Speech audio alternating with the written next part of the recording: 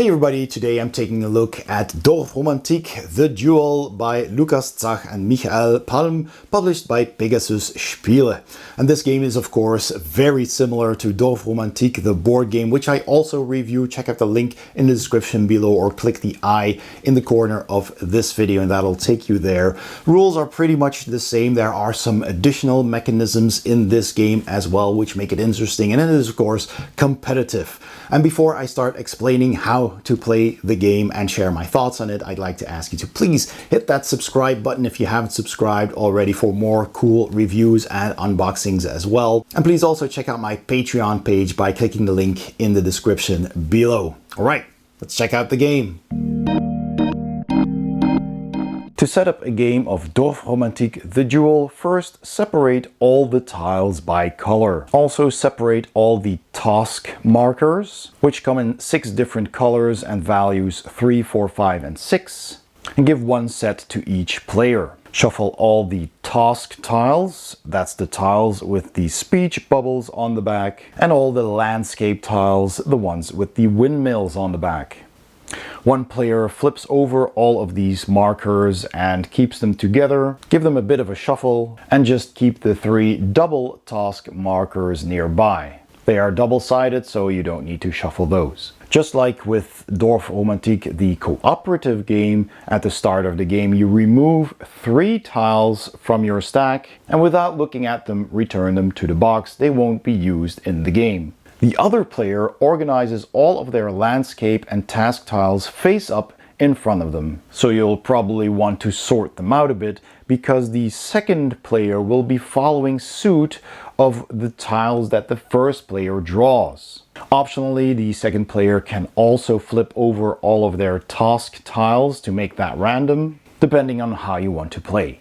And if this is not your first game, then you can decide to add in a couple of modules. There's a module with 9 task cards, 3 for each grain, forest, and village, that lets you score additional points. And there's another module with cards for photographers that'll let you score additional points, and a photographer standee for every player, and 8 special tiles, 4 for each player in their own color. But I'll explain how those modules work after the main rules.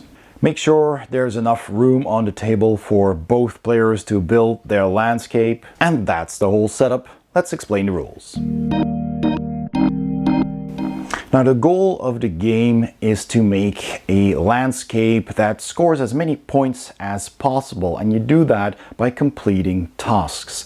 You must always have 3 tasks that are still active on your landscape. So the first 3 rounds you will be drawing these task tiles, and after that you can start drawing landscape tiles. So how does that work? You simply draw a tile and you check the color, and this tile has a river with a water droplet, so that means you pick randomly one of these corresponding tiles, you flip them over, and that will have one of those numbers on it. So this is my first tile. I just put it anywhere I want. And then the other player will find that same task tile from their stack of cards and also draw the corresponding tile. So then on the second turn, you draw another task tile. This one has the grain fields on it, and you decide where to put it. Probably don't want to connect it here because then I'll make a very small grain field, and this is going to a minimum of 3. So I am going to, let's see, put it over here. I draw another corresponding tile here, so that says I need a grain field of 4, and the other player does the same. And I can put down these tiles however I want. I do not need to connect a forest to a forest or a field to a field, as long as rivers and railroad tracks connect. Those have to connect. So third turn, I draw another tile. I let my opponent search for the same tile as well. So now I need to place this somewhere as well. Now I can connect it to this field and give some extra options to put more fields down. So I might want to put that here.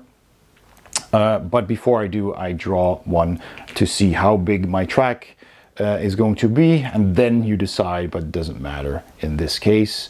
So my opponent does the same again. And now that there are 3 active tasks on my landscape, I get to draw a landscape tile in the next turn. So I just randomly draw one, I show it to my opponent draws the same tile, and both players decide where they want to put it. Now, of course, the opponent is making their own landscape, so they're not copying you, so you can place it anywhere you want as long as you follow the rules for placement. Now, a tile with a flag is an extra way of scoring points. If you manage to build, in this case, a village, the brown tile here, and you manage to close it off completely, meaning there are no open edges at the end of the game, then a flag tile will score points equal to the size of, in this case, the village. So you count up all the tiles that are connected to that village with the flag, and that will be your score. And these task numbers mean I need to create, in this case, a rail, or a field, or a river with an exact number of tiles that is marked on these tokens. So later on in the game, when my landscape is bigger, I could technically complete a task immediately by placing it against fields or whatever that are that exact size, including the tile itself. I cannot place a task against a field or a village or a forest, whatever I draw, that is already bigger than the task that I draw. So on the next turn, I'll draw another tile. I'll show it to my opponent. They draw the same tile. We both decide where we want to place it individually. So maybe I want to place this here and make this river longer. And of course, when placing tiles, you must always have a single connected group of tiles. You can't pick a tile and say, well, I'm going to place this here for later. It always has to connect. So maybe I want to place this one here to make my field even bigger. As soon as I complete a task, let's say I draw another field and I put that back here, that means that right now this field is 1, 2, 3, 4 tiles big, and I complete this task. I can take this off and keep it face up somewhere near the playing field to remind myself that I scored those points. Now, as soon as there are fewer than 3 tasks in one of both play areas, then we have to draw a new task. That means if the other player manages to complete a task, but I still have 3 tasks in my landscape, I still need to draw a new task tile. So you draw that. In this case, I only had 2, so I had to draw one. And I might want to place it here or here. I think I'm going to place it here to connect it to the river. I could, of course, always place it somewhere else. But this is a task, so let me first do this. Hey, this is a 3, that's great. So I am indeed going to place it here because that will immediately complete this 3 tile long river. Not this one, of course, but I get to score this one immediately. Which means I again have only 2 tasks, regardless if my opponent managed to do the same, and I draw another task tile. Here's another river, so this one also has a rail track on it, so I can place it here because that would not connect the rails. So that is unfortunate. I also cannot do it like that. And this is a bit more difficult one, but I can of course connect one of these sides. So I'll probably want to connect it, I don't know, maybe here, and hopefully I'll get a straight piece there. And I'll connect it there. Of course, I still needed to draw another token because this is indeed a task. This is a 5, so I do want to get a straight river here so that I can make 1, 2, 3, 4, 5 and score this one and then do the 6th one there. Because if I put a river here first and then later connect this, I would score this one with 1, 2, 3, 4, 5, 6 rivers, but not that one. And I would have to remove this one and put it back in the box, never to be scored. I'm also not allowed to place a tile in such a way that I would make a task impossible. So for example, this track that starts here needs 6 tiles.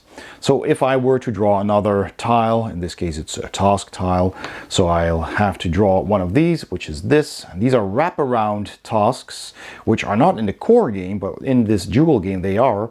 And that means I need to place 3 in this case, or 4, 5, or 6, depending on which tile I get, tiles around this one. So I need to connect this to 3. So I could put it, let's say, here, but I can't put it here. If I did, I would close off this track. That's one fault, and I can't score this, so that's not allowed. But also, I would immediately have 1, 2, 3, 4 surrounding tiles, and that's more than I require, so I couldn't put it there. What I can do, however, is put it here. Again, this doesn't need to connect as long as the rails and the rivers always do connect. So I put it here. I've got 2 of the 3 that I need already done. So you keep playing like that with landscape tiles and whatnot. So here is another yellow flag. So I need as big as possible of a field as I can make, but it needs to be closed off at the end of the game. So maybe I want to close off this side already and put that here. And I've got more than 3 even. Here is a tile with a river. Maybe I want to put it down like this, and that will score me this tile. 1, 2, 3, 4, 5, but not that one yet, so I score this.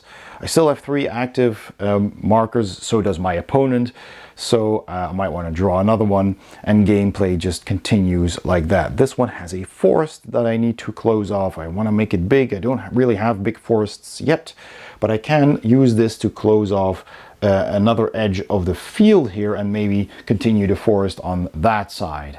So both players keep playing like that, drawing tiles, adding to their landscape, keeping in mind that you always need a minimum of 3 active tasks on either player's landscape. If one of the players has less, then the player with the face down tiles draws another task and the other player matches that tile. And the game ends immediately when you are required to reveal a landscape tile and there are none remaining. Any remaining tasks will not come into play. But if you manage to complete an active task with that last landscape, you will have less than 3 and you are allowed to draw another task tile. And if that one completes another task, you basically could continue playing until no more tasks can be fulfilled. And then it's time to calculate your points. So you take the scoring sheet and then you simply start filling in all of your points. So these are all of your tasks. So you look at your completed tasks, you add those up. So this would be 8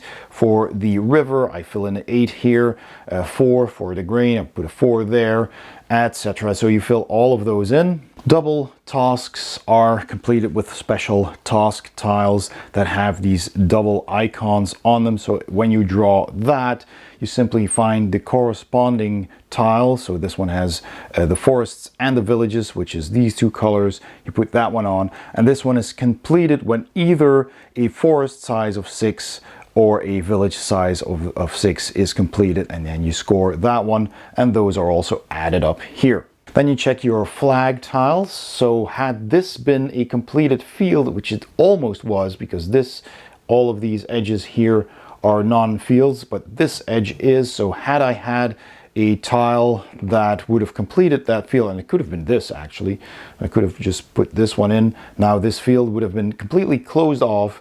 This field would have scored 1, 2, 3, 4, 5, 6 points, and I put a 6 in there. And of course the same for the green flag and the red flag tiles. Then you check your longest railroad track and you fill that number in here. So you might have 2 or even 3 railroads running across your countryside, and you do the same for the longest river that you manage to make. You fill those points in here. Then you add up all of those points, and if you played with the modules, you add up those points as well, and that is your total score. And of course the player with the most points wins. So let's take a quick look at the 2 modules. The first module you can optionally add to your game are these task cards. There's 3 of each of these 3 colors, and they are the same for each color. You've got a forest master, village master, and field master. There's also the large forest and the many forests,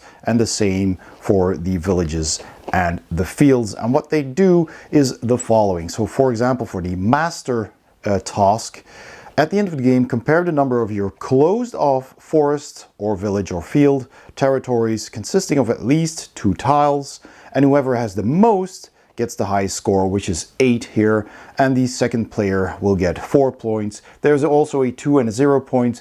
If you should have 2 copies of Dorfromantik, the Duel, you could play up to 4 players.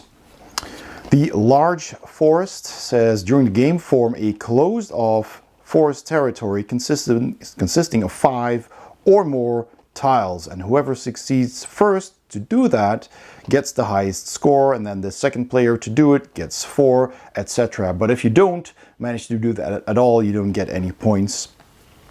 And this one is not a competition. Here you simply score depending on how well you did. So at the end of the game, depending on the number of closed-off forest territories consisting of at least 2 tiles, you will each score points according to the table below.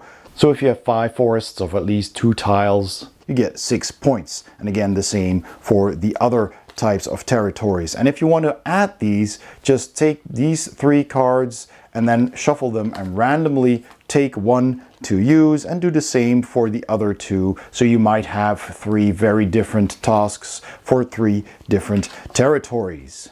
The second module has several new things you can do called point of interests, and they have their corresponding tiles with points of interest. They have a photographer, they have these 6 heart markers and these double-sided photography tokens, and also these storage boards. So these are the cards, and they all have the rules on the other side. There's the hearts mini module, the photographer, the school, the granary, and the old oak. So let's have a look at these. So the old oak here says, place the old oak special tile according to the placement rules in your play area.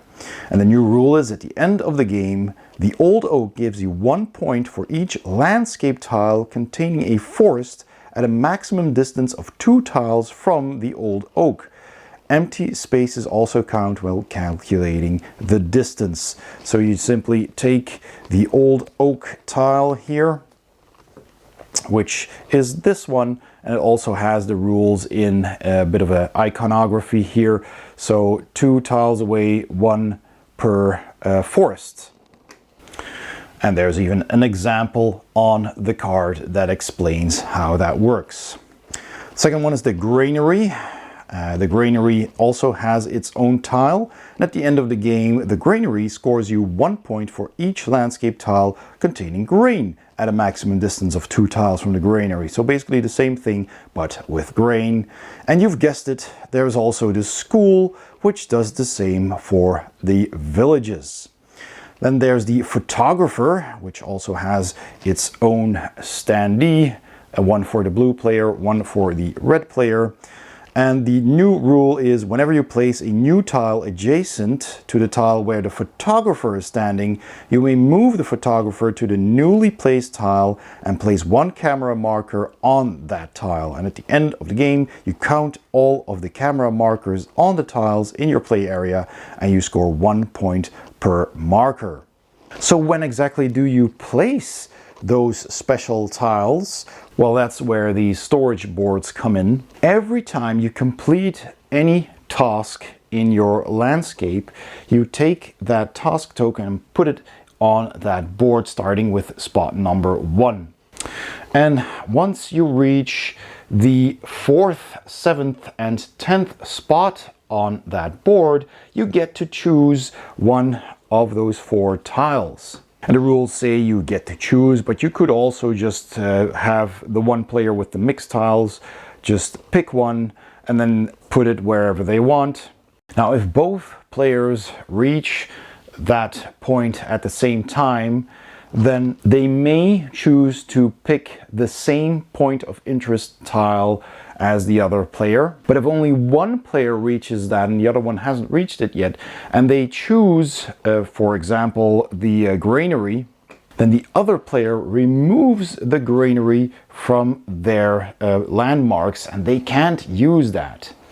The player who did choose the granary and then put it into play removes the other two similar landmarks, so that's the old oak and the school, from the game. And then later the other player could still choose the oak or the school.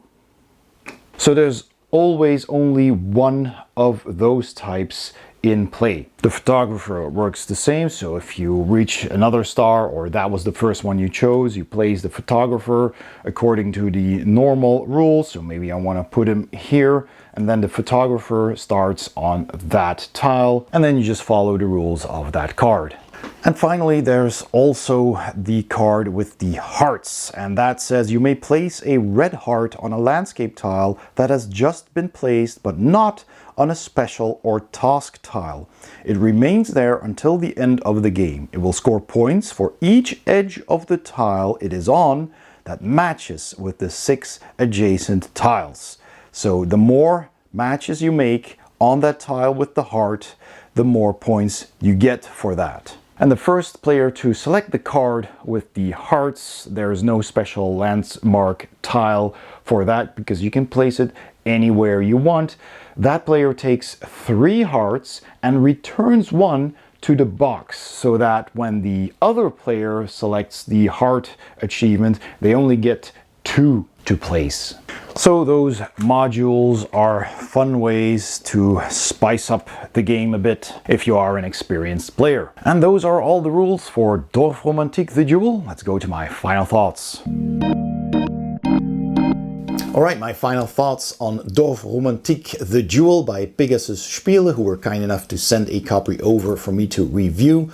Let's start with the components.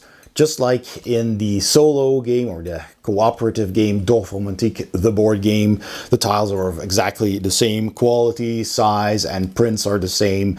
But the difference, of course, being that you have blue and red tiles, and the houses on them have blue roofs and red roofs, so that's pretty cool. It's a nice little touch that they did there.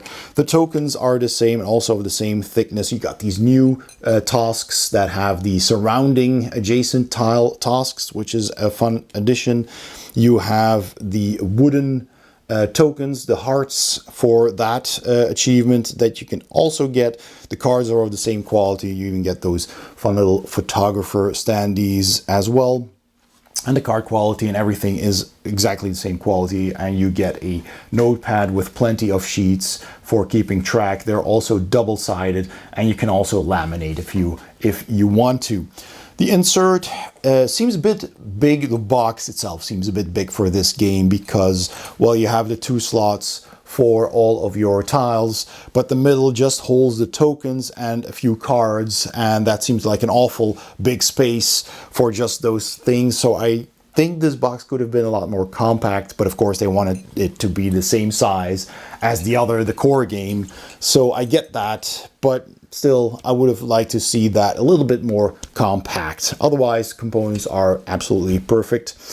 The artwork on them is, again, nice, just like I said in my review of the standalone game, is that, you know, the art looks nice. You can see little forests, the fields, the houses, the tracks, the rivers, everything is very clear. But again, same as in the core game, the fields are just yellow, basically paint brush strokes in several tones of yellow, light and dark. And that's it. It doesn't really look like a grain field or a corn field or whatever you want it to be. Whereas the forests are clearly trees, and the houses are clearly little roofs, and the train tracks and the river and everything is very clear. And this is just a yellow patch, which I think could have been done better. But otherwise, the art looks very nice.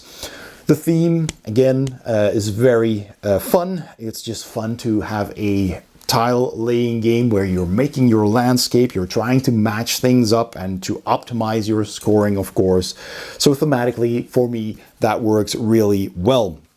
The gameplay then is a lot of fun. Like I said, they've added new tasks with the adjacent tiles that you need to have to a certain tile, which is a lot of fun.